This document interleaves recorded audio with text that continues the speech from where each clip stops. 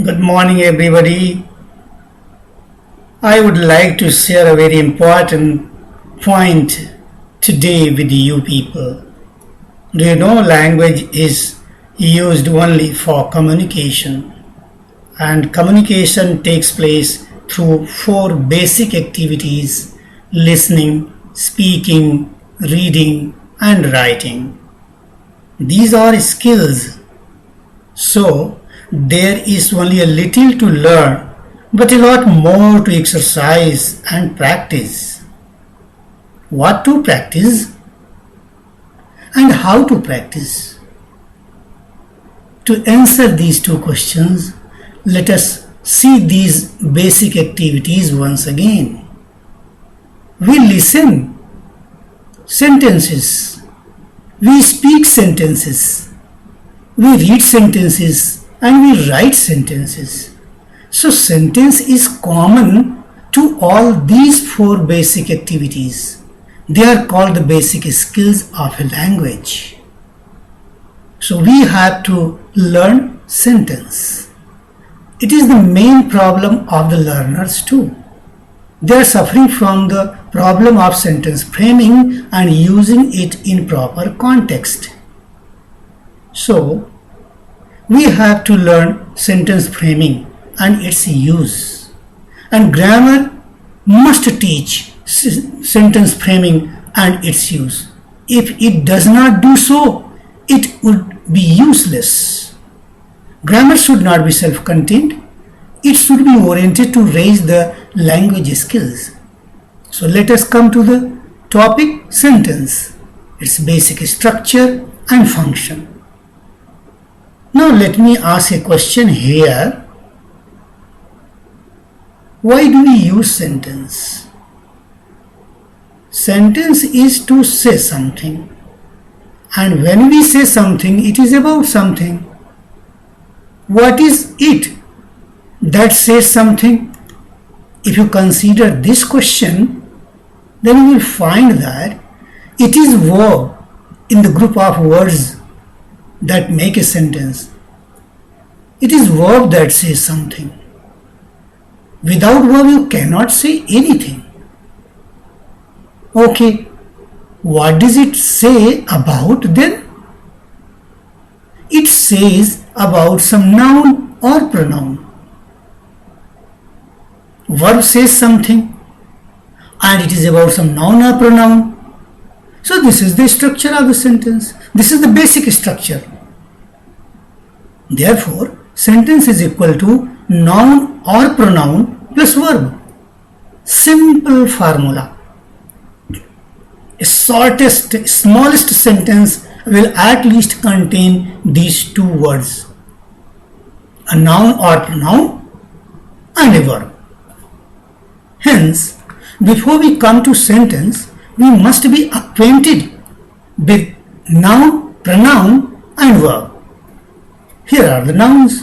Let us see what the noun is. Noun is the name of anything. You can say name is noun or naming word is noun. For example, John, Rahul, book, boy, India, Prayagraj, and so on.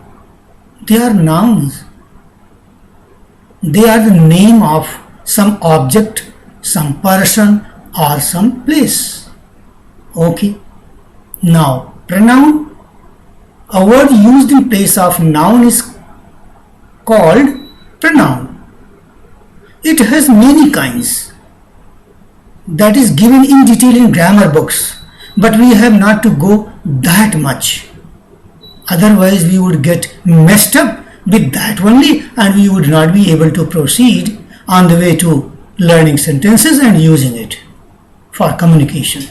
Okay, here we are mainly concerned with personal pronouns only. What are personal pronouns? Let us see. I, we, you, they, he, she, and it.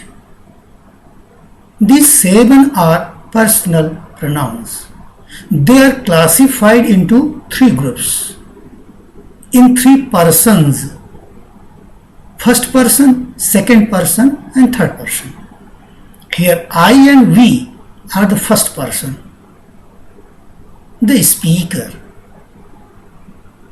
I mean to say that speaker is the first and foremost person, VIP, very important person. So first person for a language because he uses the language.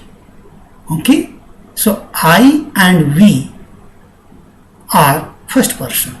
You is used in place of the name of the listener.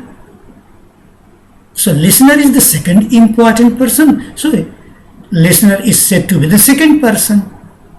So you is second person, singular or plural. Rest four.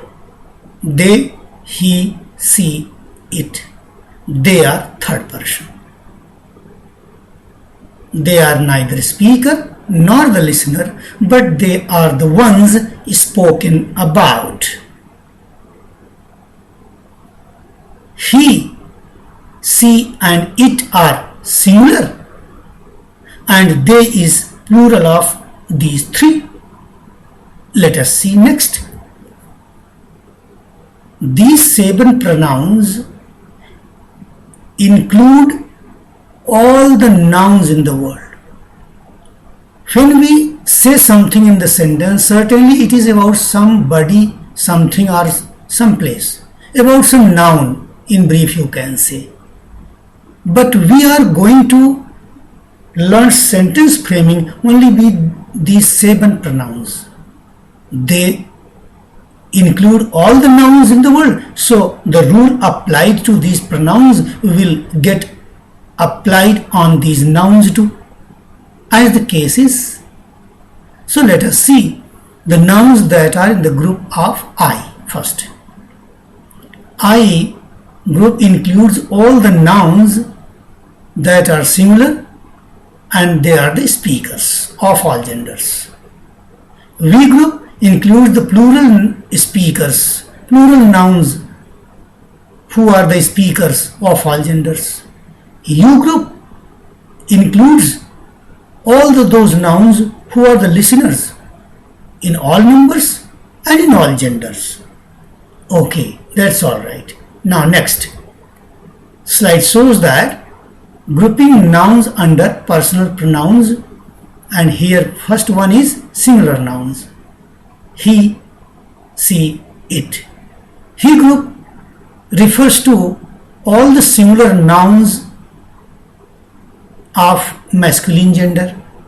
She group refers to all the nouns that are singular in feminine gender. It group refers to all those nouns that are neuter and common gender and singular number. Example of he group nouns: Ramesh, John, Mohan, and so on. And nouns of C group, all the female names: Sita, Maria, Mary, and so on. It includes mango, Prayagraj, America, map, and so on. Plural nouns. Now, they group refers to all plural nouns of any gender. So, we have to remember these groups. They are useful for framing sentences. Now come to the next one, that is verb and its forms. What is verb? Now let us see it. Verb is a word of action or a word that refers to some action is called verb. For example, come, go, sit, stand, think, and so on. They are verbs because these words refer to some action. Compare them with nouns, table, chair, pen, Prayagraj, because these nouns, these words refer to some place or person, but words come, go, sit, stand, think, they refer to some action. That is why they were verbs. Okay. Now the forms of verb.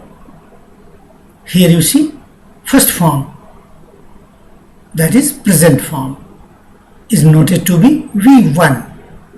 Second form, that is past form, is noted to be V2. Third form, that is past participle form, is noted to be V3. Fourth form, that is present participle or ing form, noted to be V4. And fifth form, noted to be V5, is the S and ES form of the verb. See the examples. Go, went, gone, going, goes. Come, came, come, coming, comes.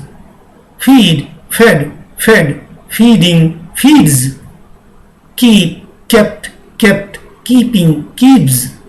Sake, sook, saken, saking, sakes. So these are merely the examples. Go on writing the forms of the verbs. You must know the forms of the verbs. Okay? That is useful for sentence framing. Coming to the next one, next subpoint, that is modes of verb. Modes simply means manner, way. So manner or way of verb means action. How action may happen, what may be the manner of a verb or manner of an action, that is given here. We may be in need to refer these four modes of action. First one is simple or indefinite mode. This is the normal happening or doing of action, regularity of action or repeated incident of the same action. This is called the simple or indefinite mode. Then continuous mode.